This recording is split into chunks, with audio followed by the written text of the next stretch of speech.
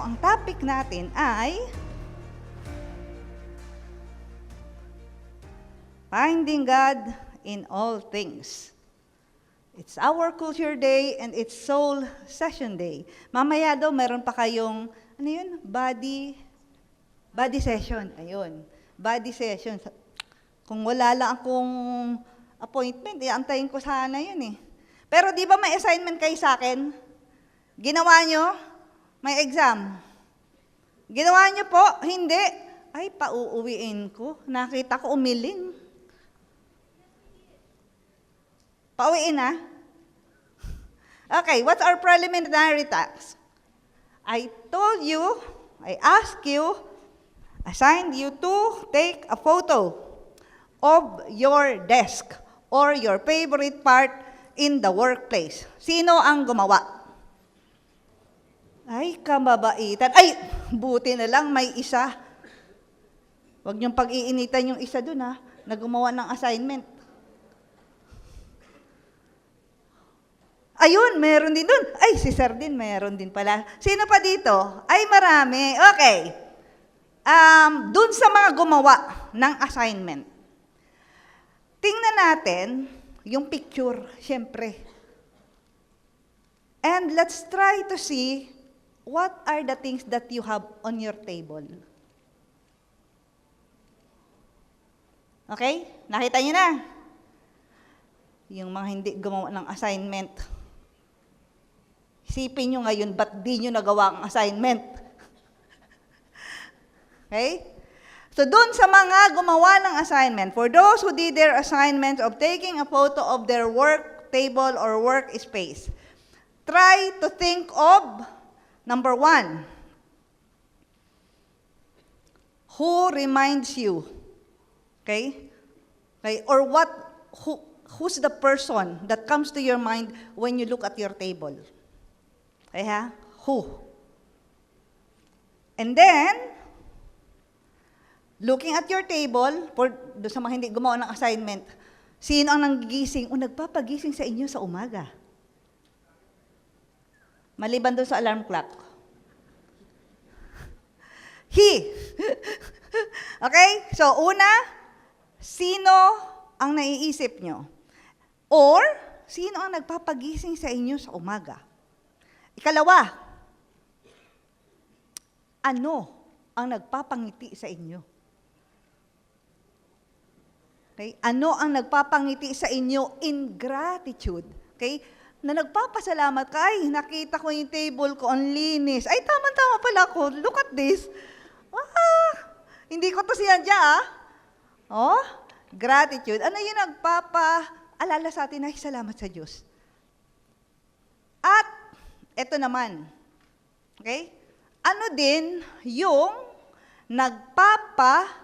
pag tinitingnan natin, yung table natin or yung workspace natin, ano yung parang nagigita yung madamdamin?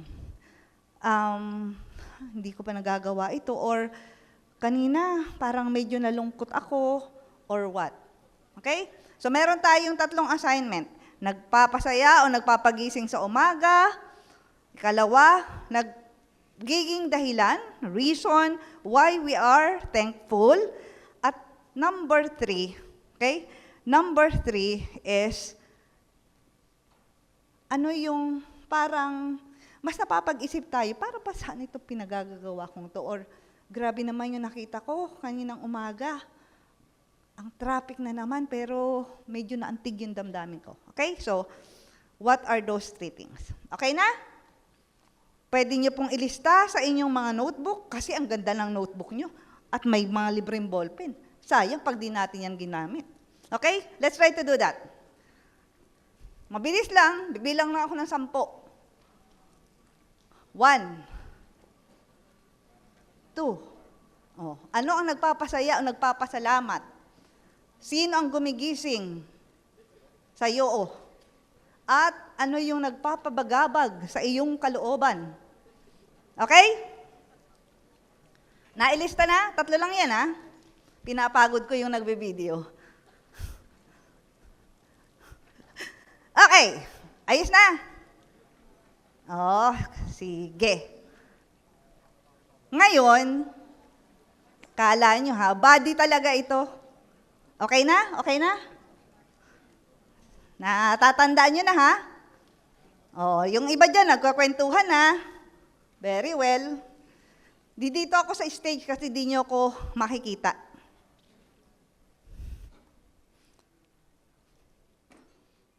Tatayo tayo ngayon. Tayo. Let's stand up. Okay?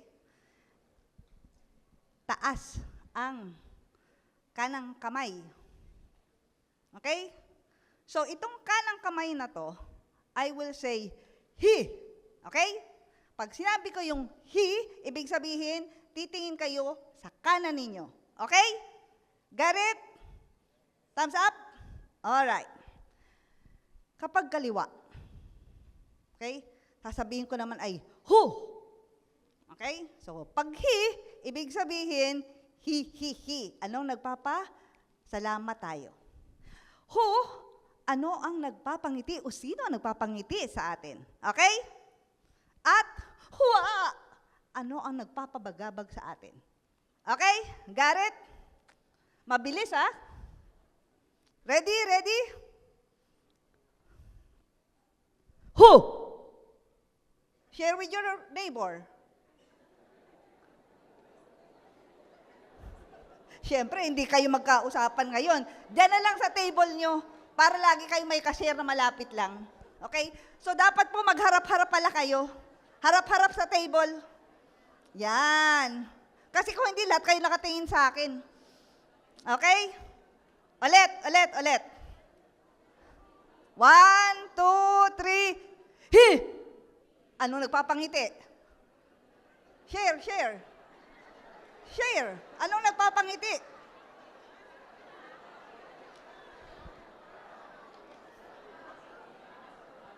Ay, nakangiti sila lahat.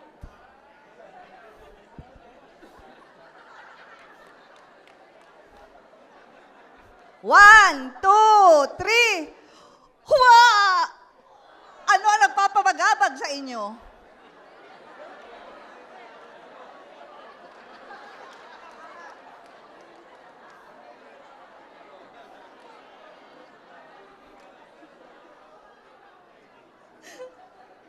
One, two, three.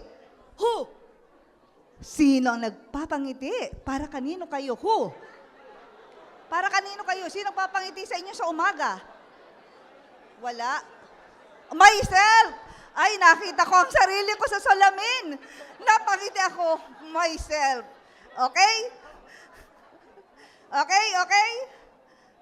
1, 2, 3. Huwa! Sa harapan nyo. Okay, sa harapan nyo. Okay, sharing.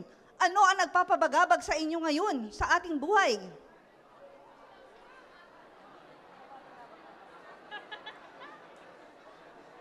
Bilisan mo. Nakakapagpabagabag. Ano ang nagpapabagabag sa inyo? Wala ka bang kinakabagaban? Meron po. Oh. Anong nagpapabagabag sa inyo? Concern po. Anong concern ang nagpapabagabag? Concern sa trabaho. Ay, concern daw sa trabaho. Okay. 1, 2, 3. He. Anong nakapagpangiti sa inyo? Families daw. Ano pa? Baka meron pa. Increase po. Ha? Increase. Yung? Ay, increase daw po. Baka naman.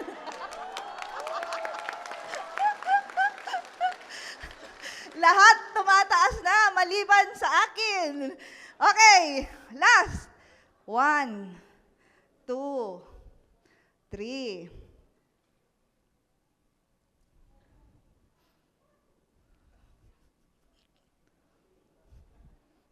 Who? Sino ang nagpapaligaya sa inyong buhay? Family. My kid. And the kids. Sigurado yan ha, baka naman mga puro mga panganay. Okay? Okay?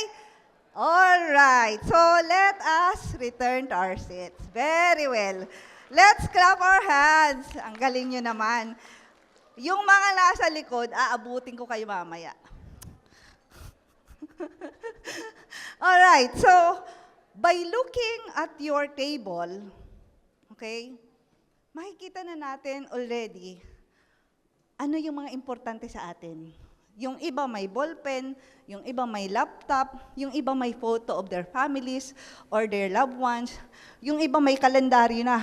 Kailan kaya ang susunod na long weekend? 'Di ba? Pwede mag-staycation pag natapos na ang renovation ng Joy Nostalg. So our topic for today is finding God in all things. And finding God in all things is at the core of Ignatian spirituality. And it is rooted in our growing awareness that God can be found in everyone, in every place, and in everything. Pag nagpe-pay attention daw po tayo, minsan, naantig yung ating damdamin. Nakita mo lang yung ballpen mo. Naalala ko yung ex ko. Lord, nasa na po siya.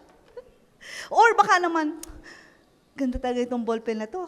Dahil nagkahiraman kami nung ka-table ko sa Joy Nostalg. Ka-date ko na siya mamaya. Oh! Diba? So, finding God in all things. In the ordinary. And to tell you the truth, hindi pa ako nag-aral ng Ateneo. UST po ako. Kaya di ko dati alam yung mga magis na yan. Anong ibig sabihin ng Optimagis? Optimagis pala. Sabi ko, ano kayong magis na yun? Baka mali yung spelling ng student ko. Baka magic. So I also had to, kind of join some of the brewing in the spirit that we have at Ateneo. Para pong ganito, pero mas minimize. Saka hindi kami pumunta ng Crown Plaza. Doon lang lagi sa may kantin. Pero wala dito yung mga taga-campus ministry, kaya di ko sila masabihan ng beke naman. Okay, so when we think of this presence, kanina gusto ko yung sinabi ni Ivan that the ordinary becomes sacred. Okay. The ordinary becomes sacred. Now, kala nyo magtatrabaho tayo ngayong araw. Most of us are maybe Christians, maybe also mostly are Catholics, but for those who have other faith traditions, let's take the following exercises as maybe just one story, one inspiring story, okay? Para, kumbaga, in deference to the sensitivity of your faith, or yung mga nag-i-struggle kay God dyan, okay lang yun. Kaya yan. God can take it. So, nasaan ba talaga si Jesus? Nasaan yung Diyos na yan? The core of our Christian or Catholic faith, and when we look at the Gospels, the one that's present there would be the passion, the death, and the resurrection of Jesus. Because everybody, lahat tayo may birthday, di ba? Wala sa atin ang mushroom na parang kabuting tumubulang. So all of us are born, all of us will die. Una-una lang yan. But, in the history of salvation, there was this one person whose way of life, whose way of being, whose way of thinking earned him the eyebrows of the powers that be. And because of that, he was killed. Yes, Jesus died for our sins, true, but he was killed by the system, okay? The system of corruption and evil in the world na hindi kayang makita yung ganoong kabutihan at flourishing ng mga tao that Jesus is showing as an example. But Jesus was not deterred by that, okay? And he was not even deterred by that. The resurrection points to us that the God that Jesus preached about, the God of Jesus, the God who showed to us how it is to be truly made in the image and likeness of God. Okay? Is giving a stamp on how we should live. And that stamp is the resurrection. Now, titingnan natin at hahanapin natin si Jesus. Okay? So, you have your smartphones, please go to slido.com. Okay, slido.com. We will be looking for Jesus through this interactive, readings. At ang pagbabasehan lang natin ay yung isang araw lang ni Jesus, yung simula lang ng kanyang ministry from the Gospel of Mark. So we have several biblical passages that will show us how did Jesus, what was the start of the beginning of Jesus' mission? How did he start his mission? Parang, okay, new from work, bago siya sa trabaho, new to his work. Because, manggagaling siya sa backdrop na si Juan Bautista, kinulong na. So magsisimula na yung mission ni Jesus. And through reading the different biblical passages, we will just focus on the words and works of Jesus. Okay?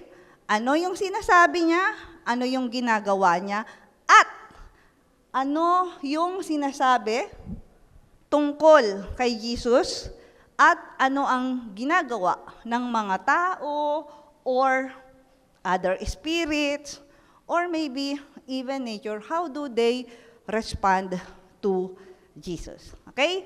So nakita niyo na po kanina yung slido. Lahat na ba naka-join? Let's focus it again. Let's join. Okay?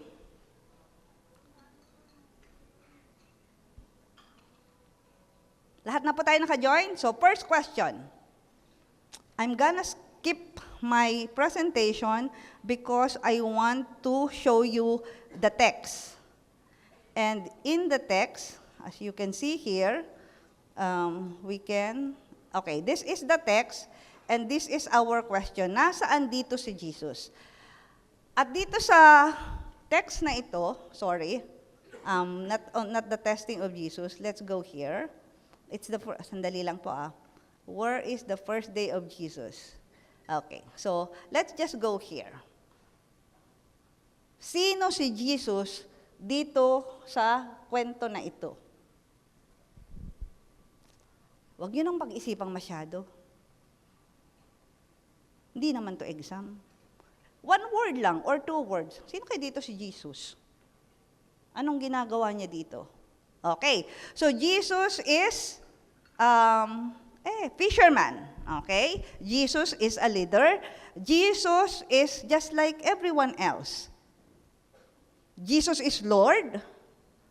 Okay, ang daming fisherman. Jesus is the Son of Man. Jesus is a teacher, human, inspiring. Okay, may mga friends siya, indeed. Gusto ko to. Recruiter, fisher of man, friend, rabbi. Jesus is Savior. Kwento, preacher, very well. So in this text, makikita natin na kung meron kang magandang balita, hindi mo ito susuluhin. Di ba? Ipapamalita mo to at magtatawag ka ng companion. Uy, maganda dun sa Joy Nostalg. Pwede ka dun mag-apply. Alam mo, every month, meron silang culture day. Meron pang mga soul session. Pwede kang mag-reflect. Okay? Pwede kang huminto lang.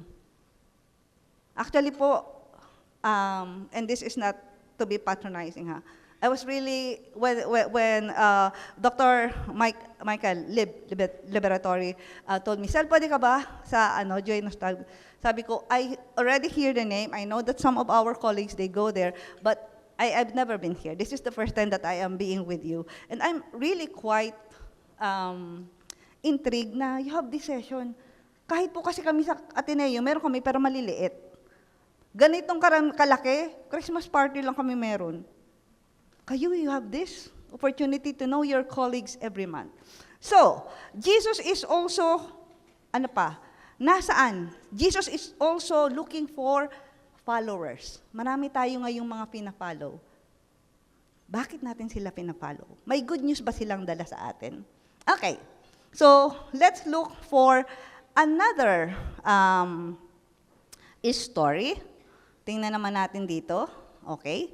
So, si Jesus, first day niya, went to the synagogue, as you can see there. So, he taught, and as if he has an authority. And also, he healed a lot of people. He exorcised even the evil spirits. Okay? So, sino naman po dito? Tingnan natin, ano ba yung tanong ko dito? Sandali lang po. Tingnan natin. Let me go to the next slide. May tanong din po ako dito sa inyo eh. Ang tanong ko naman dito sa inyo ay tungkol sa energy level ni Jesus.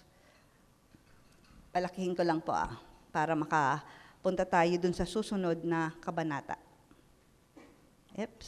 Ipagpatawad. Okay, next. From 1 to 10, ano ang level ng energy ni Jesus dito? Ayan po yung ating text ulit, sorry. Ayan po yung ating text ulit. Ano ang energy level dito ni Jesus? 1 to 10. Inspired lang ba siya? Good lang ba ang pakiramdam niya? O talaga bang enthusiastic siya? Okay, so tingnan nga po natin. Ano ang energy level ni Jesus dito? It's the first day of his job. After he called his friends, they went to the synagogue because it is a Sabbath, and usually in the synagogue, nagbabasa sila ng Word of God. Ito yung tinatawag natin na Torah o yung instructions. Nakita niyo po ba yung tanong? Tingnan natin kung ano yung ating mga ranking. Let's try to see. Makikita kaya natin dito yan? Nakita niyo po ba? Kasi parang... Let me just go to the Slido. And see... Okay, tingnan natin dito. Baka andi dito yung ating mga rank. Ayan. Uy! Galing ng rank ni Jesus Very enthusiastic. Parang kayo kanina, doon sa ginagawa natin. Okay, so Jesus here is very enthusiastic. Of course, he was in a good mood. Said to the people, okay, uy, sali kayo. The kingdom of God is near. Okay, alalahanin niyo po. Kingdom of God, bakit kingdom of God? Yun ang maganda niyang balita kasi sila ay nasasakop ng Imperyo Romano. Pero very enthusiastic siya. Very inspired siya na magsabi na, sali kayo. Nagturo siya at nagpagaling din. Yun pong iba, sinasabi ng mga scholar na minsan yung ma-encounter natin na si Jesus ay nag-exercise. Dalawang bagay po yan. Pwedeng nag-exercise siya talaga dahil we also know that there are spirits that are evil around us. Pero yung iba po, nung time na yon, wala pa silang word for mental health. So yung iba doon ay mga tungkol sa mental health. At si Jesus, napapagaling niya sila dahil sa kanyang pagwe-welcome sa kanila. Okay? Now, let's go to another text. So enthusiastic pala dito si Jesus. So, ito naman po yung ating text na susunod. Ayan, si Jesus naman ay nagpagaling. Okay? Nagpagaling siya. So dito sa text na ito, ang ating susunod na tanong ay,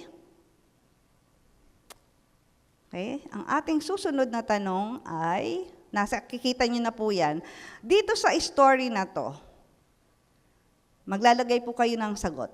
Okay? In this story, who or where is Jesus? Sino si Jesus para doon sa mga nakakahalubilo niya? Okay? So, who is Jesus for them? So, for the others, who is Jesus? Ayan. So, sagot po tayo ng kaunti.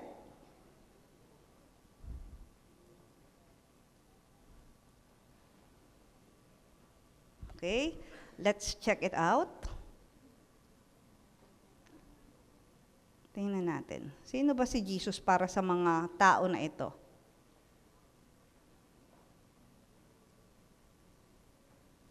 Ayan.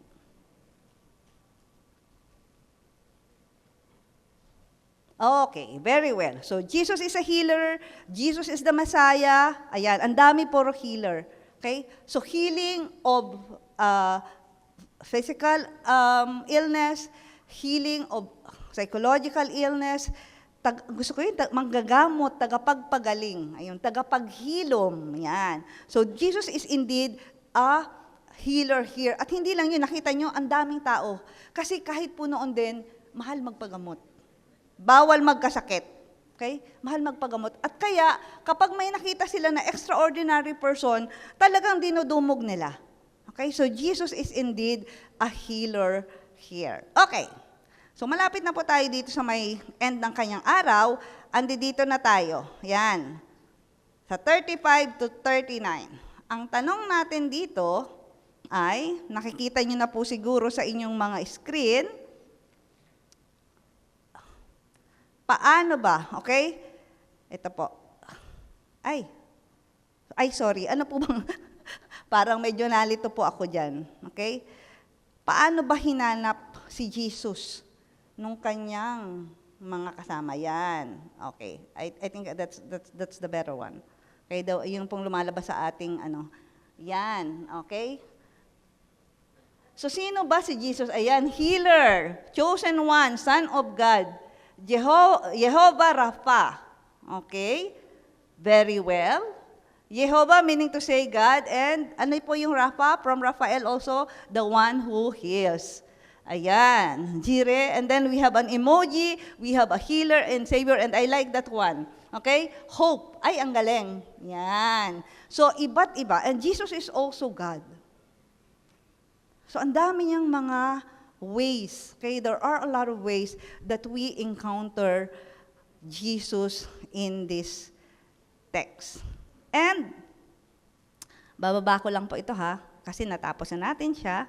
Let's go to here. Now, ang tanong natin ngayon is, yan, in a multiple choice, how is Jesus in this brief encounter with the Gospel of Mark? How is Jesus, paano po siya related dito sa ating pagsasamahan sa Joy Nostalg? Okay? How is Jesus related? Sino si Jesus dito? Kasi, ang ganda ng mga nyo dito yan. Ay, sandali lang po. Yan, ito. Okay. So, sino si Jesus dito sa atin? Okay. Looking at the Gospel of Mark. Let's launch it. Ay, sorry po. Yan. Andito na po tayo sa number 2. Yan. Tingnan po natin yung ating result. Okay. Tingnan ko lang po Kasi alam niyo naman, kapag meron tayong ganito, ayan, nag-disconnect pa siya, ang saya niya. Kasama na po yan sa ating buhay ngayon. Okay. Let's see muna. Okay? So, who is Jesus dito sa ating Joy Nostalg? Okay. Let me just try to see the result of our poll. Okay. Let's try it. Yep. Let's try to present. The result will appear here. Okay. Oopsie. Okay. I like that. Okay? Yung iba po, mga pangalan yung pumunta dito, but it's also true. Okay? You are Joy Nostalg. You are the one homing the homeless, loving the loveless. You are also the one, ay gusto ko to, everything, everywhere, all at once. Correct. Okay? In our hearts as well. Yan. Okay? Oh, Christitude. Para kayong yung song ni Father Arnel Aquino, Christify. Okay? Christitude is like an attitude. Christify is like a verb. Okay? Christify is like a verb. So, makikita po natin that you are very much aware. of your own values, of your own vision and mission. And in there, I guess maybe this is one of the things that you imbibe, okay? Throughout all this culture day that we have, our soul sessions. And so now let's try to look at, okay, thank you. Yeah, okay. Kasi tapos na tayo ng slide. Okay, so now, what do we mean by finding God in all things in the story of St. Ignatius of Loyola? Ignatian spirituality is summed up, so summary siya, in this phrase. It invites a person to search for God and to find God in every circumstance of life, not just in explicitly religious situations or activities in mass, in the church, or in private. It implies that God is present everywhere. Gusto ko yun talaga. Everywhere, everything, all at once. So the invisible can be found in any and all of the creatures which God has made. And they reveal at least a little of what their maker is like, often or usually by arousing wonder. Nasaan si Jesus? Sino dito ang Diyos? Nasaan ang Diyos? Okay? At sinasabi sa Jesuit.org na ginagawa siya ni San Ignacio, okay, usually at the middle of the day or at the end of his day, he would go to, he would go to the little balcony in his room, would look up the stars and be carried out of himself into the greatness of God. Meron ako ditong tatlong picture, of course, si Ignacio yung nasa gitna. Yun pong una ay tinatawag natin na Montserrat. Ito ang kuweba ni San Ignacio at makikita mo talaga yung bundok, mga kabundukan nature. At ito naman po ay yung Church of the Jesus sa Roma, kung saan nandoon yung room ni San Ignacio. At makikita mo din yung mga palibot naman, puro siya mga ancient buildings. May mga new buildings din, pero karamihan ancient, nung Roman Empire pa. Pero anong ginagawa ni Ignacio? He practices attentiveness. May tula ba na antig sa iyong damdamin? May nakita ka ba sa daanan? Okay?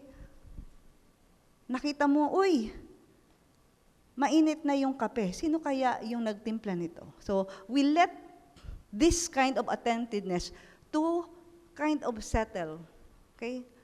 Settle in us and allow ourselves to be moved by that. So much so that when we are attentive and reverent, we find this kind of devotion in God, that we are moved. Okay, nakikita natin somehow ang Diyos kahit nasaan. Kapag tiningnan po natin siya sa turo ng simbahang Katoliko, makikita natin dito na napakahalagang alalahanin natin that finding God in all things is finding God in all creation. And this all creation is really right now suffering.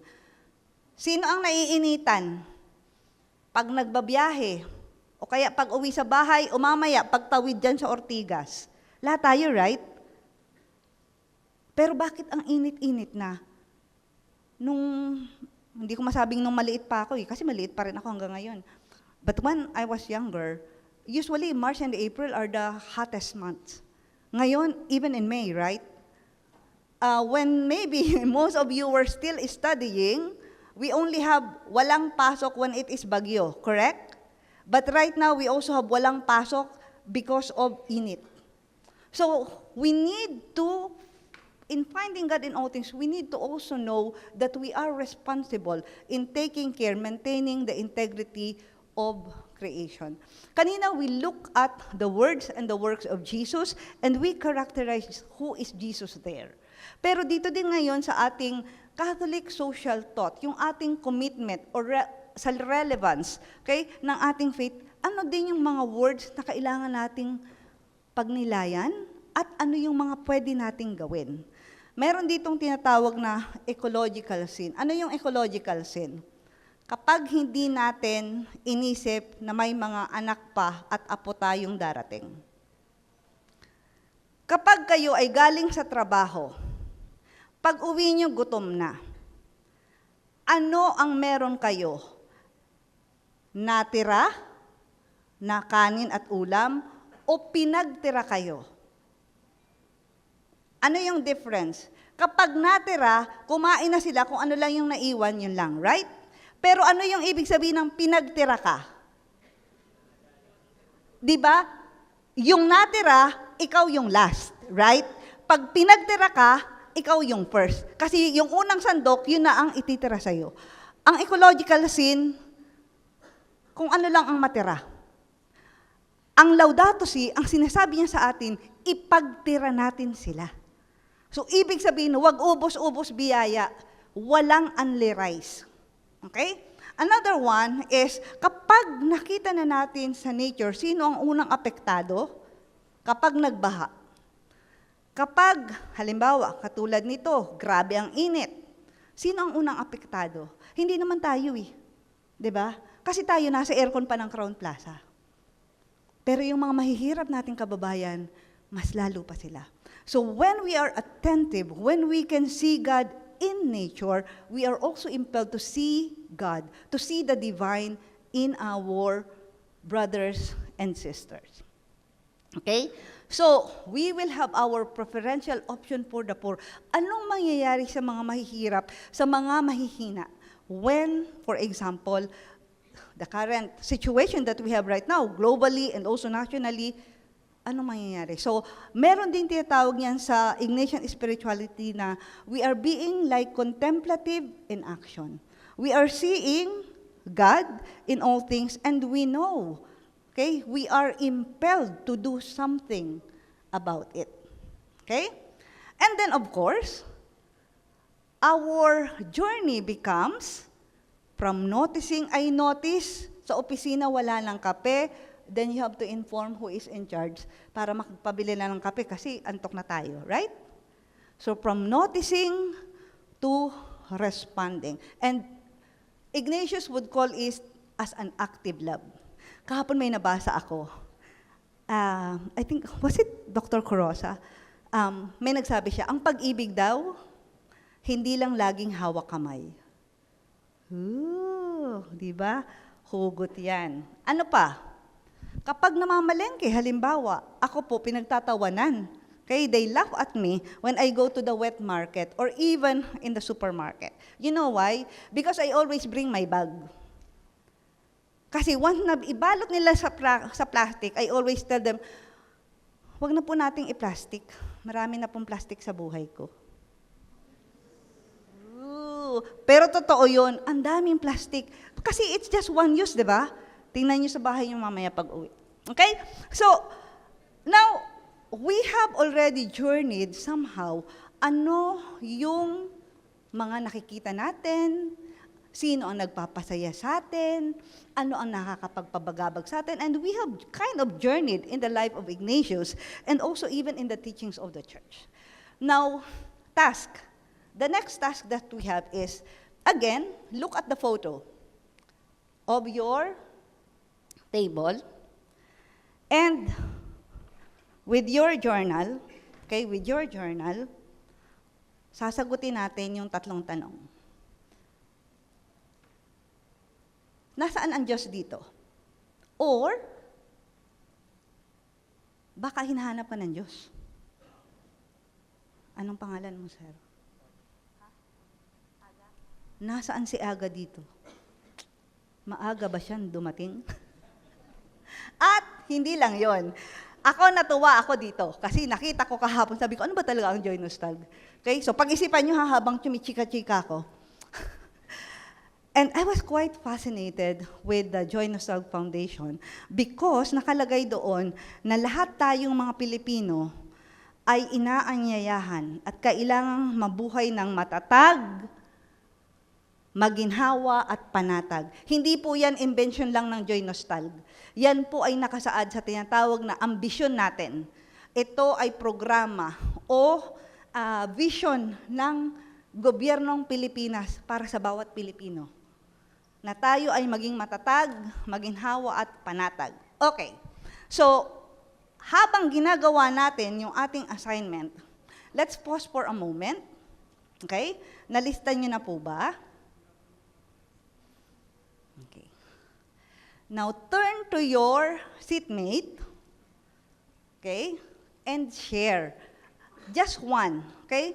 Share with just one question. Kasi hindi naman natin siya matatapos ngayon. Okay? So, ready? Go. Yun munang isa. Okay? Bibigyan natin ng pagkakataong makinig at magsalita. So, yun munang isa. So, si partner A muna. Okay, go. Partner A. Share.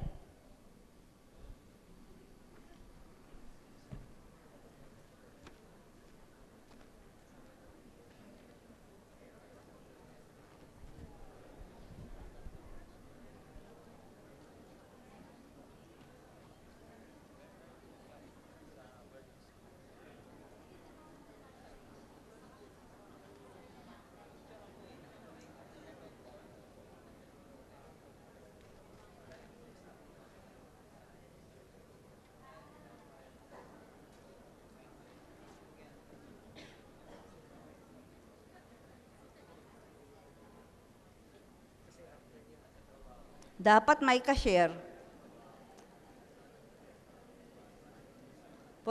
Pwede po kayo magkwentuhan. Isa lang naman na tanong ang sasagutin.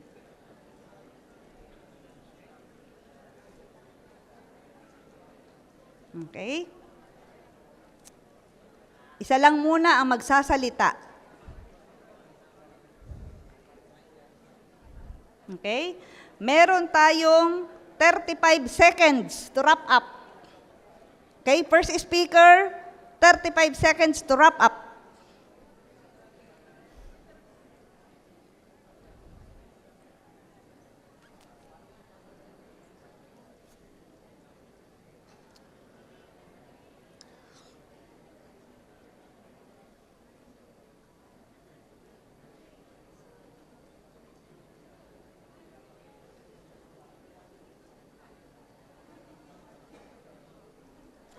Okay, stop. Stop. Okay? Ngayon, yun namang isa yung mag-share. Okay, we have 1 minute. Go!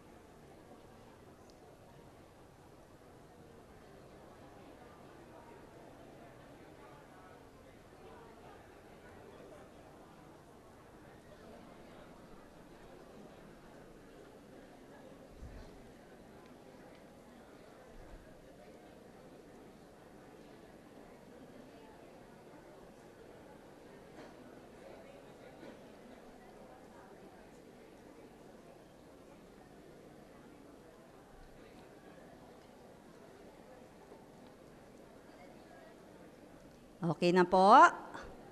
Napagbigyan na ba? Baka naman may mga hindi makakatulog dyan kapag hindi nakapag-share. O go! Alright? Okay na?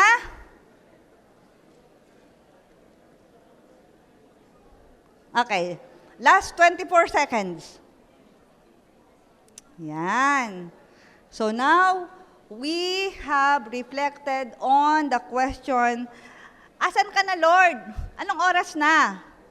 Or maybe God is asking, asan ba yun? Okay? Nasaan ba si Jesus sa inyo? Yan. Or, alam nyo ang ginagawa nyo, alam nyo kung saang division kayo ng Joy Nostalg. So, saludo at salamat sa inyo, okay, na ginagawang ang buhay ng bawat Pilipino ay matatag, maginhawa, at panatag. Okay? Stop now. Very well. Okay. So to close our session for today, we just have we have two things to do. One is to read, and the other is to move. Because we are focusing on our words and our actions. Okay, sabay-sabay nating basahin ito.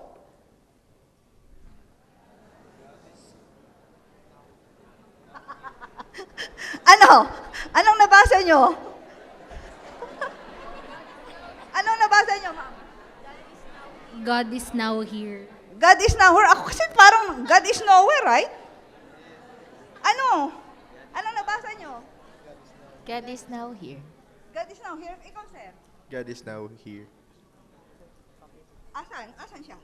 Turo mo sa akin. Dali ako pa hinahanap eh. Anong nabasa nyo? God is now here.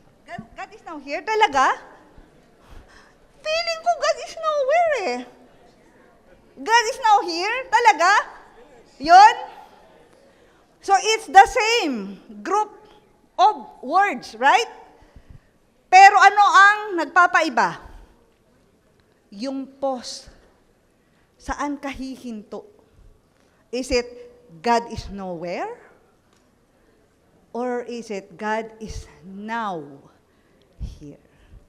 Finding God in all things. So, if we are trying to find God in all things, ready na ba kayo to move again? Ay, gigisingin ko kayo bago magmas. Hindi pwede na matutulog kayo. Lahat tatayo. Tagalog ang awit. Si Regine Velasquez pati. Pero gusto ko, mag-iimbento tayo ngayon ng ating kilos at galaw. Alalahanin na, hawak natin ang beat. Kaya? Kaya? Okay. So let's do this. Tayo, lahat. At kailangan na may sarili tayong, awit sa akin, mayroon tayong dapat sariling action, ha? nilang sawa na sa aking mga kwentong maraton. Tungkol sa'yo at sa ligaya, iyong hatid. Galingan ang action para magis nga eh. Tuluyang bida sa isipan ko, ikaw. Sa umaga at sa gabi, sa bawat minutong lumilipas, hinahanap-hanap kita, hinahanap-hanap kita. Sa isip at panaginip, bawat pagpihit ng tadhana, Paano kayo naghahanap? Baka nasa bag, nasa bulsa. Hinahanap kita. Maraming salamat po.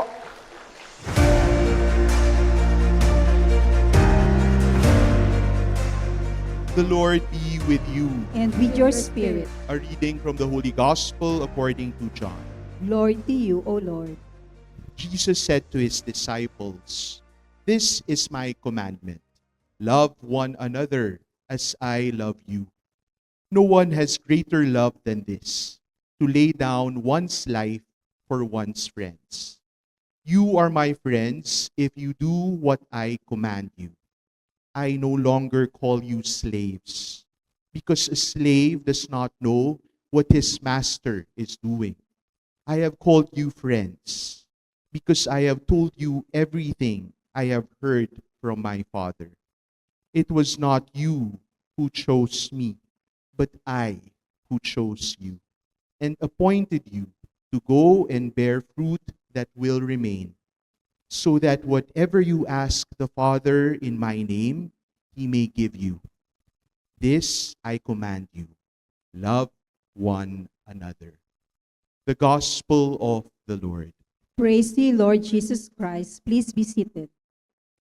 Sisters and brothers, today's Gospel reminds us of one of the most beautiful and challenging words of Jesus. He says, "This is my commandment. Love one another as I love you. No one has greater love than this, to lay down one's life for one's friends." Jesus speaks not merely about feelings or emotions. He speaks about a way of loving, a love that gives, serves, sacrifices, and remains faithful. These days, people often speak about different love languages. Some express love through gifts, others through quality time, acts of service, words of affirmation, or physical presence. When I reflect on love languages, I remember my own lolo. His love language was food. He rarely spoke long emotional speeches, but when he cooked for us, kapag siya ay nagluto, dama namin ang pagmamahal niya. He would cook humba, kilawin, tinolang isda, lechon manok. Nakakagutom po dahil malapit na tayong mananghalian. You knew you were loved because of the way he lovingly prepared food for us. He would prepare a feast with joy. And his happiness came from seeing all of us happy, full, satisfied, and together. That was how he loved. Through his generosity, through feeding others, through offering himself quietly in the kitchen for our family. I also have this one friend whose love language is writing letters. One birthday that I had, he gave me handwritten cards. One for every year of my life. Imagine that. Each card contained words of gratitude, memories, encouragement, and appreciation. I realized how deeply he cared because he took time, effort, and attention to express love through his words. And today, Jesus reveals his own love language. His love language is self-offering. His love language is sacrifice. It is giving himself completely, not just for those who are easy to love, not only for those who deserve the love, but even for the weak, the broken, the sinful, and the ungrateful. And what is beautiful in today's gospel is this: Jesus does not call us merely servants or slaves. He calls us his friends. I have called you friends. The Lord of the universe desires friendship with us. And friendship with Christ changes us. His love is so powerful that it can transform our hearts. The more we receive his love, the more we become capable of loving in the same way. For all of us here today, especially as co-workers, companions in mission, this gospel becomes very concrete. At work, love can mean patience with difficult people. It can mean honesty and integrity even when nobody notices. It can mean helping a colleague quietly. It can mean listening to each other, forgiving our lapses, carrying responsibilities generously. Love can mean choosing kindness instead of gossip, understanding instead of judgment. Sometimes we think holiness only happens in churches or convents. But Jesus says, bear fruit where you are. In the office, in meetings, in conversations, in ordinary daily work. The workplace can become a place of compassion, encouragement, and dignity when people choose to love like Christ. And this is the challenge Jesus gives to us today. Not only to admire his love, not only to receive his love, but to become his very love to others. To become Christ's companions at home, at work, and everywhere we go. We were all chosen by God. It is not us who chose God. He chose us not simply to succeed, earn, produce, or accomplish tasks. We were chosen to bear fruit that will last. Chosen to become his friend. And perhaps at the end of our lives, people may not remember all of our achievements or titles, but they will remember how we loved them, how we made them feel seen, welcomed, cared for, nourished, encouraged, and forgiven. May we learn this love language of our Lord, the language of giving ourselves generously, to love faithfully, and to bring life and joy wherever we go. In the name of the Father, and of the Son, and of the Holy Spirit. Amen. Amen.